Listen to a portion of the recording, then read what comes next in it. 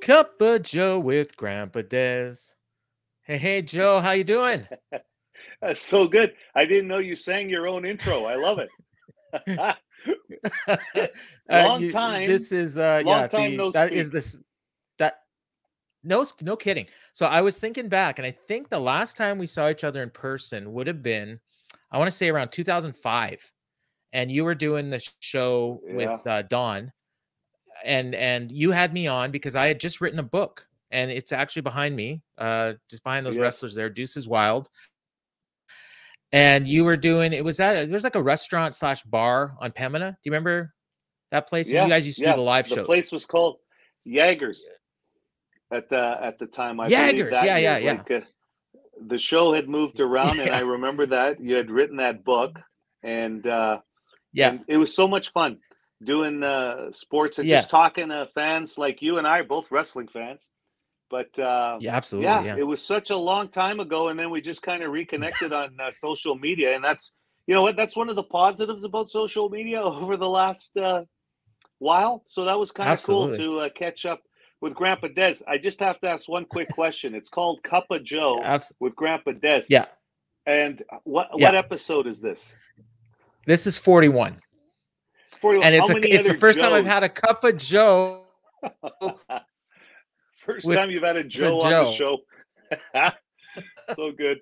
I'm actually drinking coffee Excellent. water today. I should have told you to bring a And drink. No. Okay. how have you been? I know you've been doing a lot of I've wrestling been stuff, good. and you and I, Yeah.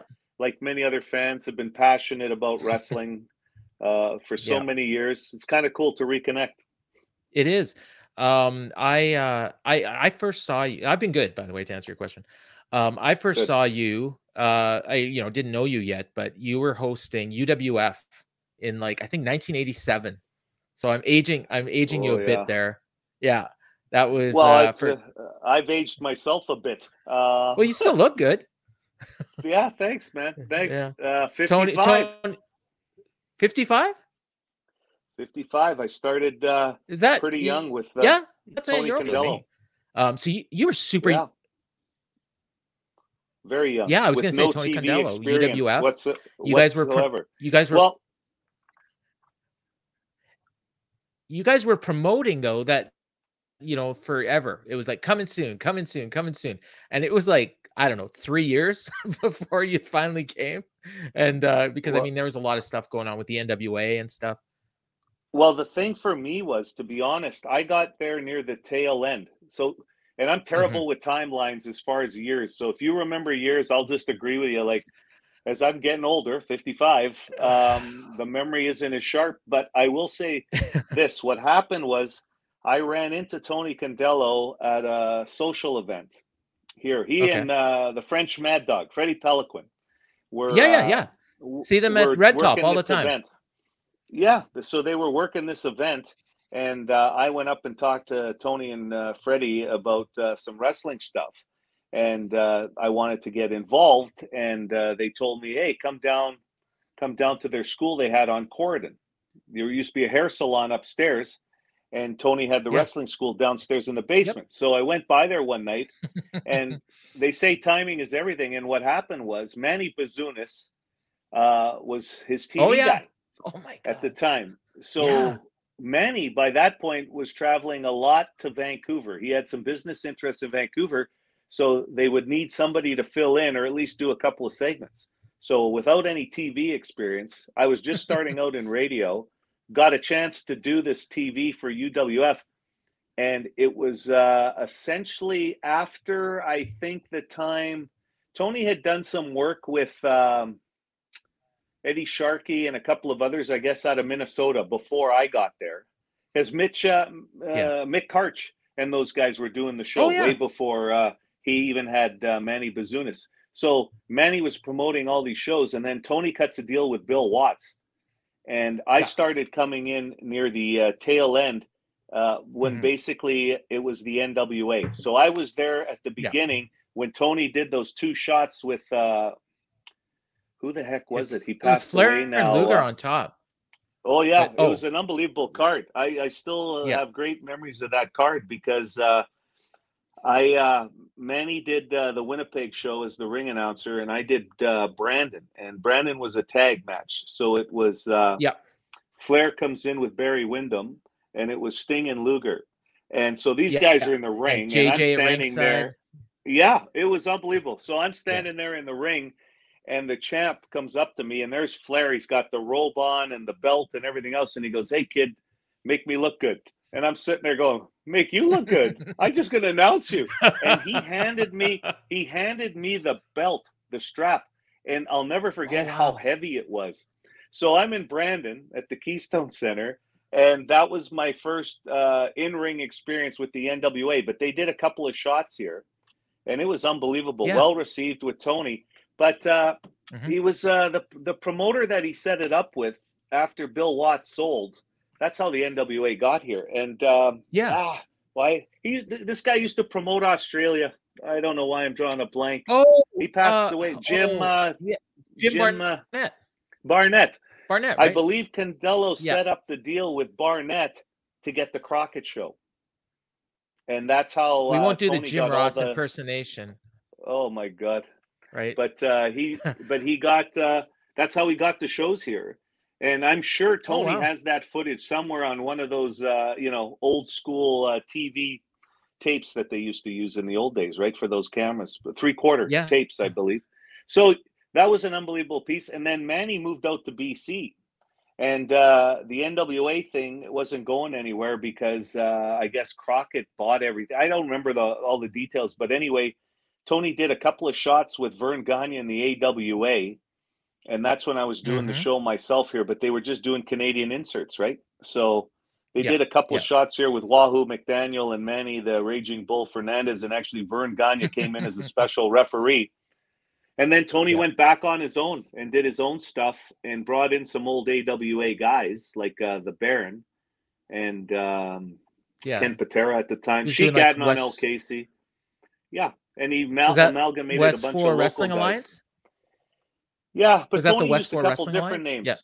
Yeah, it was the WFWA, and then he flipped it to the IWA here for a while, and that's when well, I'd worked with Bulldog Bob Brown, which, he would teach you a lot about being an analyst at the time.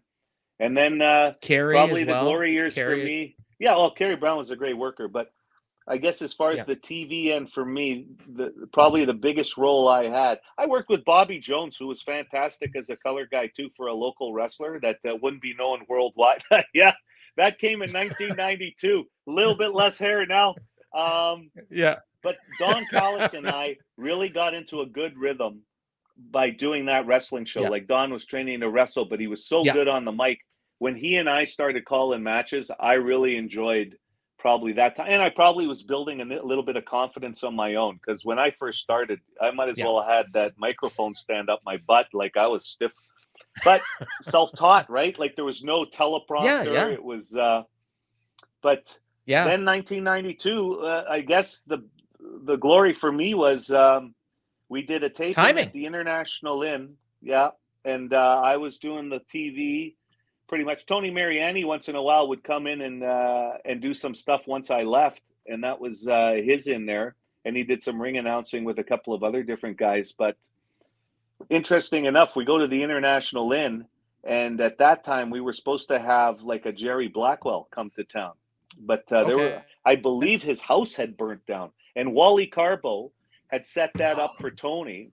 So Jerry couldn't come in, lost all his equipment and everything else, his gear. So Wally said,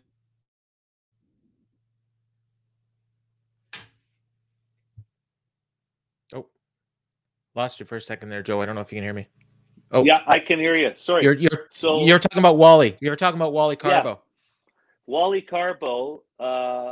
Carbo suggests bringing in Gene Kaniski, and Gene's like 70. Oh yeah. And Tony says, it'd be fantastic just for a meet and greet and such. And Wally says, no, Gene will wrestle. And so Gene wrestling, we're going, this is absolutely tremendous, because Lance Storm and Chris Jericho were coming in, a sudden impact. We also had the Champagne Man, Eddie Morrow. Or Jerry Morrow, sorry. Eddie was his brother. Jerry Morrow came in. Tony made him the champion that night. We had Don, Gama Singh. Like, we had a lot of great guys from Stampede. If I remember, Johnny Smith was here on that tour and a few other guys. Oh, wow. And I have Nick Bockwinkel come in to do color with me, which, of course, growing up, so Nick and I hit it off right away. And the tapings go great. I called Gene Kaniski's last match. Got to call Sudden Impact's matches, which was great for me with Lance and Chris and a bunch of guys. Get the interview with Champagne Jerry Morrow, whose English wasn't very strong. And I believe at the end of the interview, I just look at him and I say, I didn't understand a word you were saying, but I guess we have to call you champion, Jerry Morrow. And that was kind of it, all fired up. And about 6 months later, my mother phones me. I had moved out of the house and she says, hey, somebody from the WWF called you. And I'm going, this is some kind of rib, right? And it's this woman's name, Tracy. I can't remember her last name. So I don't know what possessed me to try this number, but it was 1-800 something Titan. It was the Titan Towers number. So I call and ask for this woman, and she says, yes, Mr. Aiello, we were given your name by Nick Bockwinkel. He was meeting with Vince McMahon last week, and they would like you to come down for a tryout because Sean Mooney was getting married, and Gene Okerlund was going to actually be going on the road. They needed somebody in studio just to do a temporary couple of weeks. So 1992, July, I went down to Stamford, and I got to work with Lord Alfred Hayes on my tryout, which was fantastic because I got to talk to him all day about the tuxedo matches with the Crusher and Scrap Iron Gadaski and the Super Destroyers and all that. And then we had kind of just hit it off, and then I got home and got asked if I could do something in Winnipeg, back to timing. So Winnipeg was getting a TV taping, and so was Brandon. So at that time, I was working behind the scenes in radio, and they asked if I'd do the Winnipeg show. So I was sitting in my suit backstage and talking to the producers and everything else, and they just ran out of time for my tryout. So nothing in Winnipeg. And I ended up going to Brandon, to the Keystone Center, and they said, okay, you're on the board. And I'm going out there with Rick the Model Martel. And when I got out there, it was so cool because the people popped because they recognized me from Tony's show locally, from the radio. As a local boy. Well, and his TV show. And so we did the interview with Rick the Model Martel as a tryout, and I got a call back 2 weeks later saying they wanted to bring me in full time. And I said, wow, okay, that's a whole different story. And then I ended up doing Saskatchewan. I got to interview Bret Hart the night he beat Ric Flair for the title, and that's the only video I haven't seen. I've had people from all over North America send me videos. Thank you. Wonder who I was. And sure enough, that's the only one I've never seen. And it's on a videotape somewhere. And if anybody has it, I would love to see it. Me and Bret Hart. So here's the thing. The funny thing is, go ahead. I was going to say, I have a buddy, David Lovell, who's been on this show before. And I was telling him that I was having you on the show. And I was telling him about you. And then he actually remembered Joe Bevins. And I said, I'm pretty sure that Joe had the very first interview with Bret Hart after he won the title from Ric Flair. And then David says, no. The first one. Well, he says, no, it was Mean Gene. And then he sends me a picture of it. And I'm like, I think it was Joe. I mean, I remember it being Joe. And now you telling me, I think you'd remember that. I believe it was the first one because when they'd come out of the ring and that, we tape it, and somebody said to me it was not on television. The first one was probably with Mean Gene on television for sure. Right. I think the one I ended up doing was on whatever their Coliseum home video. Home video. Yeah. Or whatever. And somebody sent me the name of the tape it might be on, but I have no idea. And the funny thing was, I was such a nervous wreck that night. I'm standing there with Bret, and there's the camera, and I must have screwed up about 5-6 times. Like, I just couldn't get out the lines they wanted out. And I'm getting even more nervous after every try. Vince McMahon walks in the room, and he's watching what's going on here. And then Bret just says, hey, Joe, no worries. We'll get it right. Bret screws up the next take, and we got it right the take after. That's why I always remembered. So I just love to see the finished product because back in the day, my mom proud son moment, I guess, is videotaping the shows on the old VCR on the Yeah. Superstar shows that I was coming up. I was there for a cup of coffee because I ended up getting a full-time radio opportunity to stay. And at the Right. time, before I got married, my wife and I were talking about, do we really want to move to Stamford? Because it wasn't like I was able to Yeah. fly out of Winnipeg like somebody else. It was a studio job Yeah. in Stamford, right? So the money Yeah. wouldn't have been the greatest to move, but what an experience! And then I got to do Absolutely. some ring announcing for the shows when they'd come through Winnipeg for a while, and still have a couple old friends there in the old wrestling game. So it's funny that you brought that up because we talk about we're getting older and our mind plays tricks with the years and stuff. But Yeah, I think we were talking before the show about where we actually met, and I believe it was at that Winnipeg show where you were supposed to get a tryout because I was there. I was on the floor, but I was sitting near the back, and I had my right. son with me. And so I went to the back and I would have saw you there. And I'm like, oh, Joe Aiello, hi, my name's Paul or Yeah, whatever. And I think I maybe had been to like, one of the giveaways things, you guys would do, like, in sure. 92, it's like show up here and you can win, tickets to a Jets game or something. And so, and you had, and I assume still have a really good memory for names and faces. So, Yeah, pretty good. Faces more than y- names nowadays, but yeah, even locally, like Tony Condello really helped me out a lot. So did Bulldog Bob Brown as far as when I was yeah, green and working. Bob Holliday was a big help to yeah, me, who was, of course, the local yeah, WWF/E promoter. He was always hmm good to me. And then Don and yeah, I just clicked that way, yeah, and we became really good Callus. friends. Yeah, Don Callis, sorry. And but hmm yeah, as far as, and then Yeah, I yeah. even promoted a few shows with Tony and Don just for kicks. We did the original ECW grouping here, like that nobody had done before, Yep. and stuff I was like that. there. I just, That was yeah, I'm that just was so at that happy to bar, see right? some That same guys. bar. Wasn't it Coyotes at that was the same bar on bar on Pembina? Pemina. Nope, Yeah, that's yeah. where Chuck E. Cheese's ended up. Another Yes. Yeah, establishment. yeah, yeah. Yeah, but Yeah, just I down the was street from. oh, okay. But I was there. Yeah, Me and my buddy Doug went. Shane Douglas headlined, right? yeah. We had Um, Shane Douglas, yeah, Sabu, and yeah. was it Jerry Lynn on that show? Because then we I brought think in so. JP came in. We had a couple of different shows with ECW guys. So the first one was Now Douglas, Lynn, there and Sabu, I believe. there was a masked guy. Yes. There was a masked guy on that show and he worked a couple times.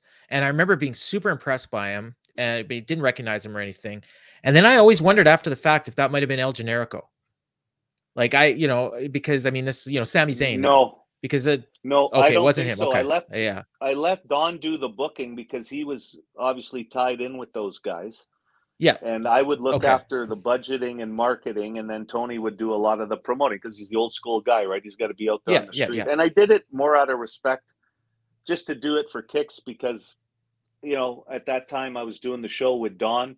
I'll tell you, one of the Mhm. best shows we ran was with Mad Dog Vachon. We were paying tribute to the dog, and he came in for a Mhm. whole week. And that night we had Scotty D'Amore, who's a great wrestling mind, and Terry Taylor, speaking of great wrestling minds, came in all Oh yeah. because of that sports show where Don and Terry Right. where they had some heat on the show, and then Don and I ended up with some heat, and people were excited about something, so we put together a show. But to me, what we did with Mad Dog, we were getting national exposure, like across the country. People wanted to interview the dog about the show, and we sold it out. Like it was just fun Mhm. doing Chris Jericho's band Fozzy, promoting that for the first time in Winnipeg. I like doing first, so it was always. I've had Oh, a wow. fun time with wrestling more than anything. And Chris was so Yeah. gracious And because obviously Raw was the show, and he wanted to do it after the Raw show. And I mean, he did it. He did it out of the courtesy of his heart, pretty much because it was Mhm. Winnipeg, and we put the show on at Yeah. the Windsor Park Inn, which was I think it was called Cowboys. It was already past night. Well, maybe it was still Night Moves Yeah. back then. But yeah, so it's I been a lot of saw fun. no, speaking of night moves, I think I saw Meatloaf there at Night Oh, Moves, maybe. back in, I Yeah, wanna say for 90 sure. 94 90 no, 92. Like, he was before he did his big comeback. I went there Yeah. and, I saw him. A lot Yeah, of and great yeah, just recently talent passed away. has gone through. Yeah, But to yeah. be So honest, even wrestling, nice to see some guys still promoting locally. Like you don't see a lot of that. I mean, yeah, obviously with COVID the last couple of years, but always nice to yeah. see some We haven't local had guys nothing. still working. You know, Andrew Sharecross, I think is his last name. Yeah, Shellcross. One of the Yeah, local promote. Yeah, yeah. yeah. I kind of know him on the message boards on F4W. Yeah, he's been We talked a little promoting, bit off and air about F4W. so he's promoting still, Yeah. I think, locally.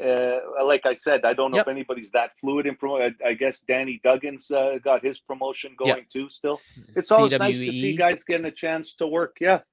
I don't get out to many Yeah. shows anymore, and actually even watching Me on neither. TV, I'm kind of inspired with the AEW product just because they're doing something different and because of the Okay. local aspect. And even Ty. WWE, there's still a few guys that I like watching and a couple of the storylines, but I'll tell you, there's so much of it on TV. Oh, Um, it's unbelievable. yeah, yeah, It's still like a a lot of fun. full-time job watching wrestling these days.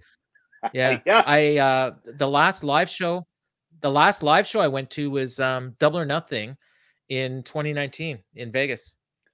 that would have been good. Yeah, it was I'm a awesome. I took Vegas my guy, so sister.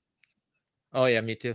I took my sister there, and she had not seen wrestling since I want to say around 1999, 2000. wow. So she had not seen wrestling at all. She didn't know any of the wrestlers, and she loved the show. Absolutely loved the show. We were both crying during the Cody Rhodes Dustin Rhodes match. Oh yeah, Like emotional. literal tears. Yeah, yeah. And she loved Hangman Page. She'd never seen him before. She just connected with him just right off the bat. The last time So the last time I cried in Vegas had nothing to do with wrestling. It was more about the losses, yeah, yeah. gambling. So How whatever. how There's a often lot of tears. I cry now because I can't go. I haven't been Yeah. to Vegas since January 2020. So I'm Yeah, I hoping to bet get you it's back pretty soon. close for me, but I used to try and get Yeah. there minimum 2 times a year. 3 was about Well, right. And it's you what know I love what? about Well, Vegas is there's so many different types of trips you can have. One with the boys, yeah, one with your yeah. partner, one with other couples, and it's always different. I go by myself sometimes. Every once in a while, I'll just go and I'll just sit at a blackjack table for, I can't like trust myself 3 to go to days. Vegas alone. That's the problem. Yeah, yeah. You know what? Next time we do a big group trip, because we do it at least once a year when COVID's done. I'll drop you a line, and maybe you can make it. Sure, We'll see. That'll be for fun. sure. Yeah, we bunch of guys from F4W go. So like Meltzer, Alvarez. Yeah. Guys. Well, Yeah, it'd be cool. you know what? Both of those guys, I've got a lot of respect for. I actually subscribe, and I have for many, Yeah. many years. Oh, It's cool. absolutely fantastic. And what a game changer when everything went digital. Because, I mean, I used to wait Oh for this yeah. baby in the mail like so many other wrestling fans. But when Don Callis and I had our Sunday night wrestling show / sports show, Yeah. Dave was gracious to do the show quite often, and so was Brian. And they were Hmm. both so good because they're both so different as Yeah. guests. Like both were phenomenal, and they were kind enough to donate their time, and I got nothing but respect for those guys because they made the show that much better. And I mean, Don Callis and I, we go back. It's got to be about 30 something years now, and we've always stayed Hmm. connected. And I'm happy for him that he's working in Yeah. wrestling again. And I don't know Kenny that well because Kenny came sort of after when I was sort Yeah. of stepping out. Just a great talent. And Chris, of course, is still one of the leaders of, the world of wrestling, which is nice to see. And even seeing Edge come back, called his Yeah. match as Sexton Hardcastle at the old Burton Yep. Cummings Theater back in I the was day. there. And Christian too. Yeah. And Yeah. so it's Rhino kind was of there neat. too, I think. Yeah, Rhino's one of the greats. He's just a super Yeah. guy too. But Yeah. the F4W stuff in that, like the cauliflower alley stuff that was going on there Yeah. before. I mean, when you see all these guys passing away, even the older legends, right, just from Yeah. age and that, like, man, running out of icons. Have you ever The been one to thing I have to Cauliflower see. Alley? No, Oh, no, I've sorry. never been down there for Okay. that. That would be kind of cool to see. Yeah. What were you gonna say? You said something. Well, the I the interrupted you one there. Sorry. documentary I need to see, I have to stream somehow, is the Baron von Raschke one. I have all Oh the time in yeah. the world for Baron. One of the great stories in my short professional wrestling window, but I always love telling this story because my first vehicle that I bought on my own was a LeBaron, a Chrysler LeBaron two-door. And we were on tour. Tony's deal was going up one side the lake here in Manitoba and coming down the other side, right? But you'd come to Winnipeg and then go up the other side.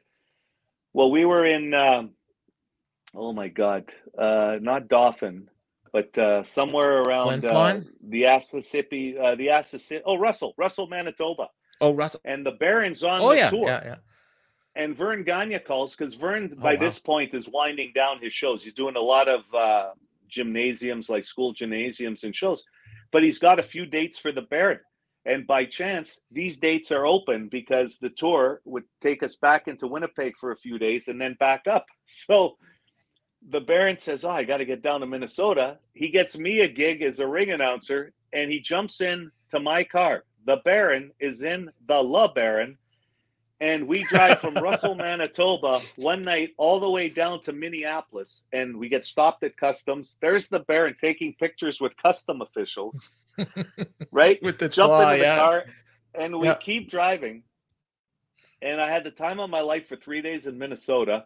And then the Baron and I drove back up for, and I didn't go on the second half of the tour because I was working odd jobs in radio at the time. But that was a hell of a highlight. Yeah. Yeah, no kidding. And we just saw the Baron not that long ago at Full Gear in Minneapolis. Yeah. It was on pay-per-view, and actually Brian Alvarez set it up. He's the one that got them Baron's contact info, and got him a nice payday. It was kind of cool. With Ethan Page and Scorpio Sky. Yeah, it was cool. Yeah, that was very still good got pay-per-view. it. The old Baron. Dakala. Yeah, the facials. Yeah, the facials are unbelievable. Yeah. But even now, you know, he needs to go in the Hall of Fame. He does. It would be so good. Like I still work in radio after this will be year 35 for me in radio, and I still get a lot of people asking about Don Callis and I doing a wrestling show. Like we did it old school, right? It was just a local radio broadcast. It was never a podcast or anything like that. And I do miss that show. Actually, I do miss it. Yeah, just getting Don fired up was worth it. The banner here, Wrestling Radio Pioneer. I put that on there because there you are, drinking that water. Wow. I mean, it's literally the first radio show I ever heard talking about wrestling. I think, you know, there are probably other ones out there, but we didn't have the internet back then. I didn't hear it. You know what the big one was in Canada was live audio wrestling at the time. Right. Jeff Merrick had going, and I apologize to the other guys who were on that show, but it was a brilliant show that a lot of people, obviously, especially in the Toronto area, loved. And then they really got into having a website and everything else. We were just local in Manitoba, and it was nuts. Like we were hearing from people that weren't even wrestling fans. They were just listening for the entertainment because you had two polarizing guys, me and Don. And Don could get fired up and cut a promo at any given time, right? But it was just entertainment. But if I had to look back at one of my radio highlights, and I've been blessed like to never work a hard day in my life, and get to see a lot of great concerts in different parts of the country or meet a lot of great celebrities. But that was always going to be one of my highlights, just because it was something that no one had done before. And I had to go in and talk to some programming people and say, hey, I got a great idea for a rock station. We'll cut the music out for an hour and do this talk show. And this talk show is going to be about wrestling. And if you're not a wrestling fan, it's even a harder sell, right? As you'll read in the Observer and such when they're talking about, you know, selling advertising. Well, when it was really good was because you guys did it on Sundays. Right before the pay-per-views. You guys did it on Sundays. And so it was really good on the pay. That was perfect. I mean, that was must listen. I mean, we would get together for the pay-per-views.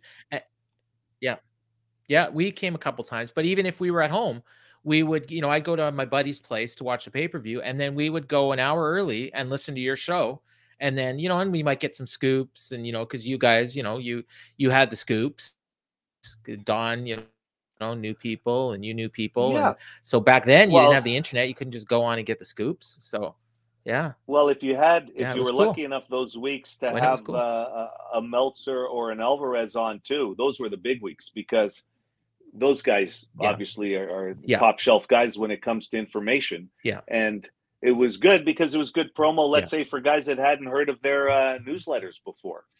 So that kind of stuff worked, right? Yeah. And Don's Absolutely. contacts came in handy. But you know what? At some point, we ended up probably interviewing more independent guys that weren't with the Federation at the time, because the Fed, you'd have to go through Mhm. circles to get interviews. And the other guy that helped us out at that time was Bob Yeah. Holiday. Because if those guys were doing shows in Winnipeg, Okay. and he goes to the marketing people and they're going, wait a second, Mhm. not only are we advertising on morning radio, but these guys actually have a sports show. So we were able to do some promotions around that. Like Mhm.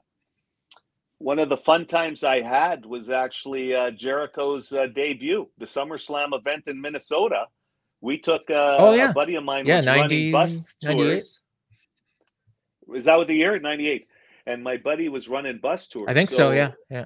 I made a connection with the tickets through Bob Holiday, and we took a bus tour Yeah. down. And I did it with Don Callis through Tommy Dreamer. We did the ECW show in Minnesota, and there was Oh, 50 of us, and wow. we were louder. And they're a loud crowd, but we made the noise like Lance. If I asked Yeah. Lance today, he'd still remember that story because he couldn't believe how we were cheering on this villain Canadian, and he could hear us. But those are good Actually, it was memories. 90 Those tours. it was actually 99, I remember now, because we actually got the first Jericho match in Winnipeg because it Yeah, was shortly after after, right? Owen Hart died. Yeah, Yeah, they postponed the show for like 4 months, and then they came back, and I think it was Jericho against maybe the Boss Man or something. I can't And remember. or yeah, or Road Dog, something like that. It was but it was just a house show. Like it wasn't, and I think it was before he actually debuted. I could be no, it had to have been after. Yeah, it would definitely have to have been after. But it was before he had his first Yeah, TV match. He had a house show match here in Winnipeg. Probably right before yeah. SummerSlam, actually. You know? Yeah. So Yes, anyways, you it know what? was, I We should believe. probably wrap this. Yeah. We should wrap this Okay, up. I my friend. promised you we wouldn't go much more than 30. But I want to have you on again and catch up. And maybe we can even get together and have a coffee, when things get For better sure, Paul. I'm around so here. happy that you're Yeah. doing some Yeah. writing and stuff too, and it's been a pleasure. Yep. Thanks for even thinking of me, and thanks to Oh, anybody indulging me on this show. Because honestly, I'll just wrap it with this. I didn't even know these guys on Twitter. That one guy posted a picture of my WWF and thought I looked like Disco Inferno, which made me laugh. And this one gentleman pipes up, like Lance piped up and said, "Hey, it's so and so." But these other guys put a video up, and a week earlier, I was talking to somebody locally about a video, and they actually sent that video. So if anybody knows where that Bret Hart video is, I'd yeah. certainly appreciate that. And listen, Paul, I can't thank you enough for having me on your show. Oh, I thank you for having me. You're one of the guys I wanted to get on, and I luckily found you on Twitter because I was trying to figure out how am I going to find Joe, and so I found you and got you on, and that was great. And I'll definitely try to have you on again because this was a lot of fun. And yeah, so this yeah, thanks for coming on, and we will close the show as we always do. So for Joe, I've been Grandpa Dez, and this has been a cup of Joe.